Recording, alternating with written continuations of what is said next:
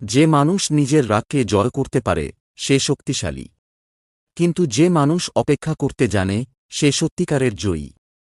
কারণ ধৈর্য এমন এক শক্তি যা অসম্ভবকেও সম্ভব করে তোলে। হেলো বন্ধুরা, আজ আমি আপনাদের এমন একটি গল্প শোনাতে চলেছি যা শুধু একজন যুবকের নয়, এটি এমন একজন মানুষের গল্প যে শিখেছিল কেন ধৈর্য শক্তির থেকেও বড়। এই গল্পটি চাণক্যের নীতিশিক্ষার ধাঁচে রচিত একটি মৌলিক গল্প। তাহলে চলুন শুরু করা যাক। অনেক বছর আগে প্রাচীন ভারতের এক ছোট্ট রাজ্যে বাস করত এক যুবক।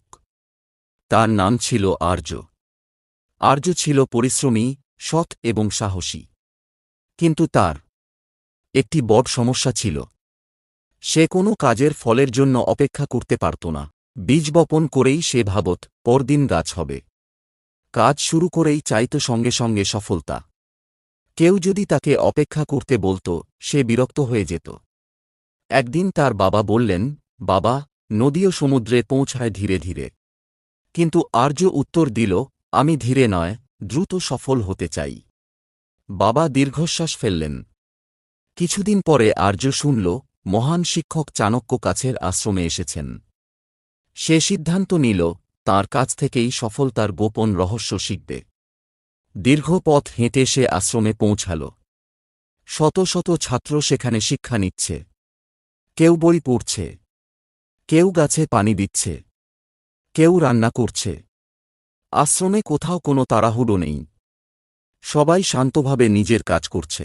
আর্য অবাক হয়ে গেল। ঠিক তখনই চাণক্য তার সামনে এসে দাঁড়ালেন। তিনি জিজ্ঞেস করলেন, কেন এসেছ?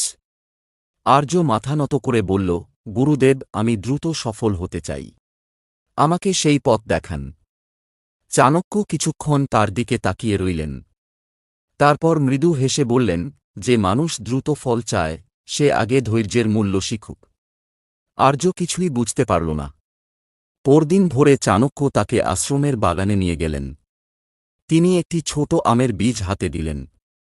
বললেন, এটি মাটিতে পুঁতে দাও। আর্য তাই করল। তারপর সে জিজ্ঞেস করল, এখন কি করব? চাণক্য বললেন, প্রতিদিন পানি দেবে। এক সপ্তাহ কেটে গেল। আর্য প্রতিদিন এসে মাটি খুঁড়ে দেখত বীজ অঙ্কুরিত হয়েছে কিনা। কিছুই হচ্ছিল না। সে বিরক্ত হয়ে বলল, গুরুদেব, এতদিন হয়ে গেল, গাছ তো বের হল না। চাণক্য শান্ত কণ্ঠে বললেন, তুমি প্রতিদিন মাটি খুঁড়ে দেখছ। এতে বীজ বেড়ে উঠবে নাকি নষ্ট হবে? আর্য লজ্জায় মাথা নিচু করল। চাণক্য বললেন, যে মানুষ প্রতিদিন নিজের ফলাফল নিয়ে অস্থির হয় সে নিজের অগ্রগতি থামিয়ে দেয়। এরপর চাণক্য তাকে নদীর ধারে নিয়ে গেলেন। নদীর পাশেই একটি বট পাথর পড়েছিল। তিনি বললেন, দেখো, এই পাথরটি এত মসৃণ হল কিভাবে? আর্য বলল, হয়তো নদীর পানির কারণে। চাণক্য মাথা নাড়লেন। ঠিক তাই, নদী একদিনে এই পাথর বদলায়নি। বছরের পর বছর ধৈর্য ধরে প্রবাহিত হয়েছে। মনে রেখো, শক্তি নয়, ধৈর্যই সবচেয়ে বড় পরিবর্তন আনে। এই কথাটি আর্যের মনে গভীরভাবে দাগ কাটল। সেদিন সন্ধ্যায় আশ্রমে ফিরে আর্য দেখল এক বৃদ্ধ ছাত্র একটি ভাঙা মাটির পাত্র ধীরে ধীরে মেরামত করছে। আর্য বলল, নতুন পাত্র কিনে নিলেই তো হয়। বৃদ্ধ হেসে বললেন, যে মানুষ সবকিছুর সহজ পথ খোঁজে সে কখনো গভীর শিক্ষা পায় না। ধৈর্য শুধু অপেক্ষা করা নয়, ধৈর্য হল অপেক্ষার সময়ও সঠিক কাজ করে যাওয়া। আর্য নীরব হয়ে গেল। সেই রাতে সে আকাশের তারার দিকে তাকিয়ে ভাবল, আমি সব সময় ফল চেয়েছি, কিন্তু কখনো নিজেকে সময় দিইনি। পরদিন ভোরে চাণক্য আবার তাকে ডাকলেন। তিনি বললেন, আজ থেকে তোমার আসল পরীক্ষা শুরু হবে। আর্য বিস্মিত হয়ে জিজ্ঞেস করল, গুরুদেব, এতদিন তাহলে কি শিখলাম? চাণক্য মৃদু হেসে উত্তর দিলেন, এতদিন তুমি শুধু ধৈর্যের দরজায় এসে দাঁড়িয়েছ। এখন সেই দরজা খুলতে হবে। আর্য বুঝতে পারল সামনে তার জন্য আরও কঠিন পরীক্ষা অপেক্ষা করছে। কিন্তু সে জানত না, এই পরীক্ষাই তার পুরো জীবন বদলে দেবে। আর্য দ্রুত সফল হতে চেয়েছিল, কিন্তু গুরু চাণক্য তাকে একটি আমের বীজ রোপণ করতে দেন এবং শেখান যে প্রতিদিন ফল দেখতে গিয়ে বীজকে বিরক্ত করলে তা কখনো বটগাছে পরিণত হয় না। আর্য বুঝতে শুরু করে, ধৈর্য মানে শুধু অপেক্ষা নয়, সঠিক পথে অবিচল থাকা। এবার শুরু হচ্ছে তার জীবনের সবচেয়ে কঠিন পরীক্ষা। পরদিন সূর্য ওঠার আগেই চাণক্য আর্যকে আশ্রমের বাইরে একটি পাহাড়ের পাদদেশে নিয়ে গেলেন। সেখানে একটি সরু পথ ছিল, যা পাহাড়ের চূড়ায় গিয়ে শেষ হয়েছে। চাণক্য বললেন, আজ তুমি এই পাহাড়ে উঠবে। আর্য আত্মবিশ্বাসের সঙ্গে বলল, এতে তো খুব বেশি সময় লাগবে না। চাণক্য শুধু মুচকি হেসে বললেন, পাহাড়ে ওঠার সময় নয়, ওঠার পদ্ধতিই আসল শিক্ষা। আর্য দ্রুত দৌড়ে উঠতে শুরু করল। কিছু দূর যেতেই সে হাঁপিয়ে গেল। পা পিছলে পড়ে গেল। হাঁটুতে আঘাত পেল। কষ্ট করে আবার নিচে নেমে এল। চাণক্য শান্তভাবে বললেন, এবার ধীরে ধীরে ওঠো। প্রতিটি পদক্ষেপ ভেবে রাখো। আর্য এবার তাড়াহুড়ো করল না। ধীরে ধীরে এক পা করে এগিয়ে চলল। অনেক সময় লাগল, কিন্তু সে নিরাপদে পাহাড়ের চূড়ায় পৌঁছে গেল। চাণক্য বললেন, দেখলে, দ্রুত ওঠার চেষ্টা তোমাকে নিচে ফেলে দিয়েছিল। ধৈর্য তোমাকে শিখরে পৌঁছে দিল। পরের দিন চাণক্য তাকে একটি ছোট প্রদীপ দিলেন। তিনি বললেন, আজ রাতভর এই প্রদীপটি জ্বালিয়ে রাখবে। রাত বাড়ার সঙ্গে সঙ্গে বাতাসও বাড়তে লাগল। অনেকবার প্রদীপের শিখা নিভে যাওয়ার উপক্রম হল। আর্য 2 হাত দিয়ে শিখাটিকে আড়াল করে রাখল। সারা রাত সে জেগে রইল। ভোরে চাণক্য এসে দেখলেন, প্রদীপটি এখনও জ্বলছে। তিনি বললেন, জীবনের লক্ষ্য এই প্রদীপের মতো। ঝড় আসবেই, সমস্যা আসবেই, কিন্তু ধৈর্য ধরে নিজের লক্ষ্যকে রক্ষা করতে পারলেই মানুষ সফল হয়। কয়েকদিন পরে আশ্রমে 2 ছাত্রের মধ্যে বড় ঝগড়া শুরু হল। একজন আর্যকে অপমান করে বলল, তুমি কোনো দিন সফল হতে পারবে না। আর্যের ভেতরে রাগ জেগে উঠল। সে উত্তর দিতে যাচ্ছিল, ঠিক তখনই তার মনে পড়ল চাণক্যের শিক্ষা।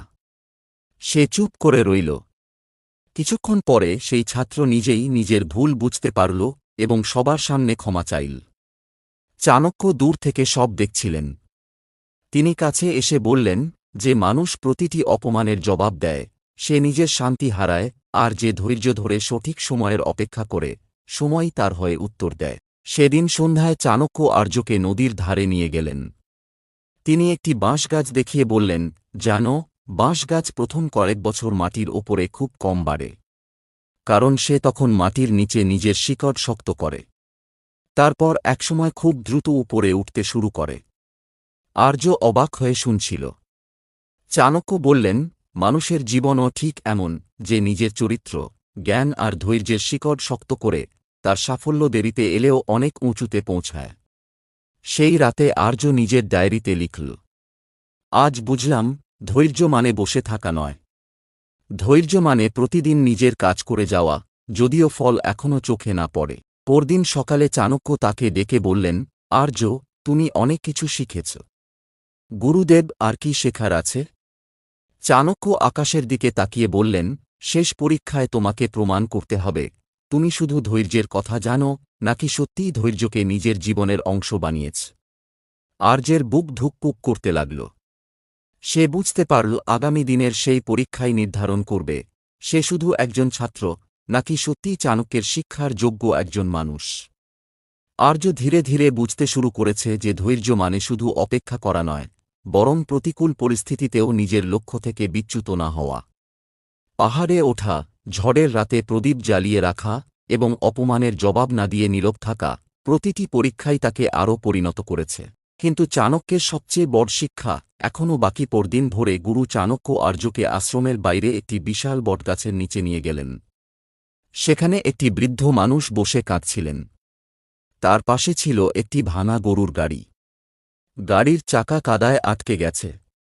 বৃদ্ধ একা কিছুতেই গাড়িটি তুলতে পারছিলেন না। চাণক্য আর্যকে বললেন, আজ তোমার শেষ পরীক্ষা। এই বৃদ্ধকে সাহায্য করো, কিন্তু মনে রেখো, কাজটি শক্তি দিয়ে নয়, ধৈর্য দিয়ে সম্পন্ন করতে হবে। আর্য প্রথমে জোরে ধাক্কা দিল। গাড়ি নড়ল না। সে আবার আরও জোরে চেষ্টা করল। তবুও কোনো লাভ হল না। সে বিরক্ত হয়ে বলল, এটা অসম্ভব। চাণক্য শান্ত কণ্ঠে বললেন, অসম্ভব নয়, শুধু তুমি ভুল পথে চেষ্টা করছ। আর্য এবার চারদিকে তাকাল। সে কয়েকটি বট পাথর সরিয়ে দিল। চাকার সামনে জমে থাকা কাদা পরিষ্কার করল। তারপর শুকনো ডাল এনে চাকার নিচে রাখল। বৃদ্ধকেও পাশে দাঁড়িয়ে ধাক্কা দিতে বলল। এবার ধীরে ধীরে গাড়িটি কাদা থেকে বেরিয়ে এল। বৃদ্ধ আনন্দে কেঁদে ফেললেন। তিনি বললেন, বাবা, তুমি শুধু আমার গাড়ি নয়, আমার আশাও বাঁচিয়ে দিয়েছ। আর্যের মুখে শান্ত হাসি ফুটে উঠল। চাণক্য বললেন, দেখলে, ধৈর্য শক্তিকে সঠিক পথে ব্যবহার করতে শেখায়। আশ্রমে ফেরার পথে তারা একটি ছোট নদীর ধারে থামলেন। চাণক্য নদীর দিকে তাকিয়ে বললেন, এই নদী কি পাহাড়কে একদিনে ভেঙেছে? আর্য উত্তর দিল, না গুরুদেব, বছরের পর বছর ধরে ধীরে ধীরে। চাণক্য বললেন, ঠিক তাই। পৃথিবীর সবচেয়ে কঠিন পাথরও ধৈর্যের কাছে একদিন হার মানে। তাহলে মানুষের সমস্যা কেন হার মানবে না? কয়েক মাস পরে রাজ্যের রাজা আশ্রমে এলেন। তিনি একজন সৎ ও ধৈর্যশীল যুবককে রাজ্যের বিচারক হিসেবে নির্বাচন করতে চাইলেন। অনেক ছাত্র নিজের যোগ্যতার কথা বলতে শুরু করল। কিন্তু আর্য নীরব রইল। রাজা অবাক হয়ে চাণক্যকে জিজ্ঞেস করলেন, এই যুবক কিছু বলছে না কেন? চাণক্য মুচকি হেসে বললেন, যে মানুষ নিজের গুণ নিজে প্রচার করে, সে এখনও শেখার পথে আছে। আর যে নিজের কাজকে কথা বলতে দেয়, সে প্রকৃত যোগ্য। রাজা আর্যকে বিচারক হিসেবে নির্বাচিত করলেন। বছর কেটে গেল। আর্য তার ন্যায়বিচার, শান্ত স্বভাব এবং ধৈর্যের জন্য সারা রাজ্যে বিখ্যাত হয়ে উঠল। একদিন তার এক ছাত্র জিজ্ঞেস করল, গুরুজি, আপনার জীবনের সবচেয়ে বড় শক্তি কি? আর্য হাসলেন। তিনি বললেন, একসময় আমি ভাবতাম শক্তি মানে দ্রুত জয়লাভ করা। আজ জানি শক্তি মানে কঠিন সময়েও সঠিক পথে অটল থাকা। একদিন বৃদ্ধ চাণক্যের সঙ্গে আর্যের শেষ দেখা হল। আর্য বিনয়ের সঙ্গে বলল, গুরুদেব, আপনার সবচেয়ে মূল্যবান শিক্ষা কোনটি ছিল? চাণক্য আকাশের দিকে তাকিয়ে ধীরে ধীরে বললেন, মনে রেখো আর্য, ফুল ফুটতে সময় লাগে, সূর্য উঠতেও সময় লাগে, বট গাছ হতে বছরের পর বছর লাগে। শুধু মানুষই সবকিছু একদিনে পেতে চায়। যে অপেক্ষা করতে শেখে, সে কখনো খালি হাতে ফিরে আসে না। চাণক্যের ধৈর্যের 5টি চিরন্তন নীতি। প্রথম, দ্রুত নয়, সঠিক পথে এগিয়ে চলো। দ্বিতীয়, কঠিন সময়ে শান্ত থাকো। তৃতীয়, প্রতিদিন নিজের কাজ করে যাও, ফলের জন্য অস্থির হজো না। চতুর্থ, সমস্যাকে শক্তি দিয়ে নয়, বুদ্ধি ও ধৈর্য দিয়ে সমাধান করো। পঞ্চম, মনে রেখো, সময় সবকিছুর পরীক্ষা নেয়, আর ধৈর্য সেই পরীক্ষায় মানুষকে বিজয়ী করে। নীতিশিক্ষা। ধৈর্য দুর্বলতার নয়, বরং আত্মবিশ্বাসের পরিচয়।